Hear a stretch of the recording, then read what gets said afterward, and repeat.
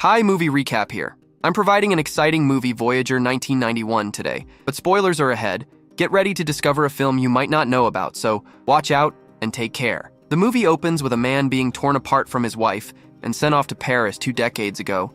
We're introduced to our main character, Faber, who had to leave his wife Hannah June in 1957 due to a war situation. Faber is not pleased with how things have unfolded for him 20 years later, and we see him traveling to attend a conference as an engineer and a science enthusiast.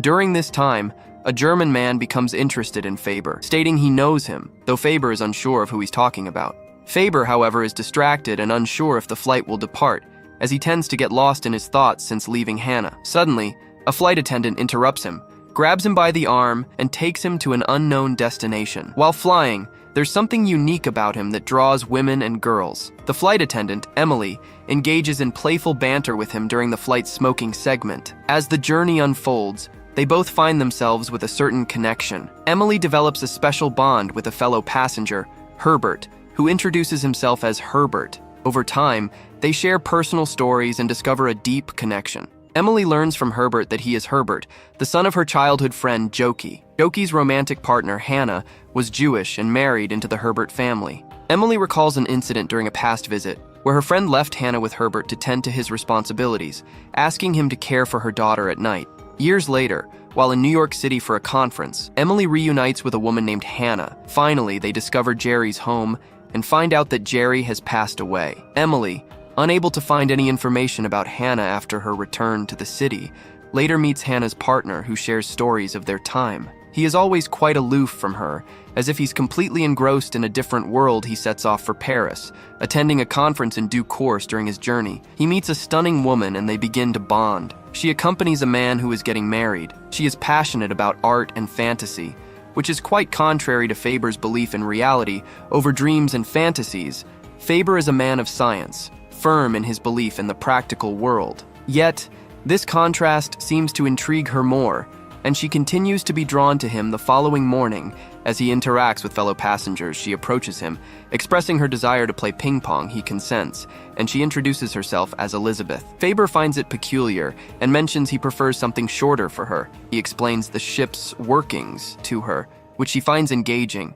Faber promises to call her Sabeth the next day. Sabeth falls ill, and Faber arranges for her to stay in his room, asking her friend about his engagements, who confirms it is not true. Faber then prepares medicines for her to recover. Sabeth shares with him the story of her mother, who dedicated her life to her, raising her single-handedly and accompanying her on all her travels. Sabeth reveals that this conversation marks the final night before the ship departs for France. During a celebratory ball dance, Sabeth and her friend Faber join in, sitting together and enjoying their drinks. However, Sabeth's gaze keeps returning to Faber. Eventually, she approaches him and professes her wishes for him on the occasion of his birthday. Leaving to get some fresh air, Faber waits for her to return.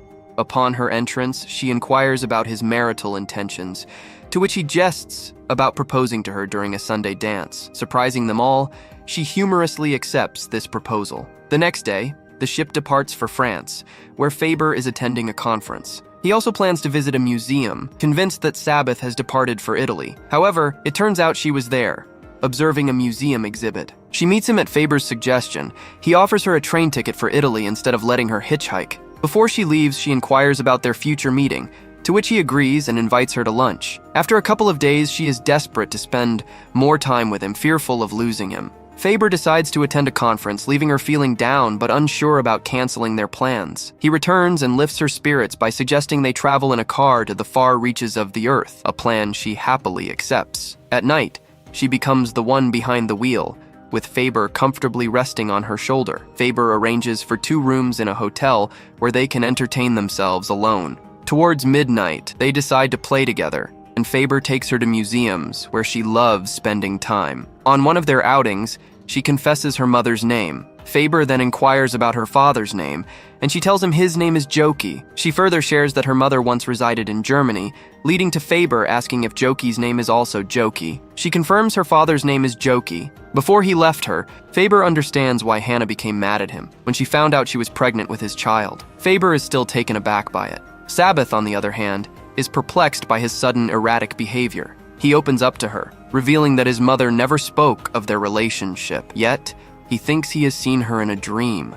There, he voices his frustrations to Sabeth, accusing her of talking about her mother's affection for him, which drives her to cry. He confides in her that he still loves her, but he's unsure whether to tell her everything at this moment. He knows she's deeply in love with him and fears the thought of their life together here. Sabeth is distressed at the prospect of her leaving him, saying she should stay, and she expresses her desire to continue living with him. One day, as they're near the lake, she slips into the water and screams as a snake bites her, causing her to fall into a deep unconsciousness. Faber is left listening to her screams, desperate to escape the situation and return home upon waking up that morning. However, to his astonishment, when he finds Hannah, she appears to be acting oddly. Around the same time, Faber invites Hannah home to take care of him, during which she does the necessary cooking but never mentions Seth, who is still hospitalized. Hannah prohibits Faber from seeing her one day in the midst of an altercation. It is then that Anna confesses she has not attempted to locate him since their last encounter, where he referred to him as my child instead of our child during their morning meeting. He continues his journey to visit the Sabeth, but Hannah once more prevents this. She discloses that Sabeth mentioned to her that she loves him, halting Faber from revealing their relationship as father and daughter. They exchange a glance and smile, but Hannah continuously diverts Faber's attention away from him. Later, they discover that Sabeth has unfortunately passed away from a head fracture. The movie concludes here. I urge you to like and share it with your peers, and consider subscribing to the channel for more fascinating films. I will be back soon. Take care.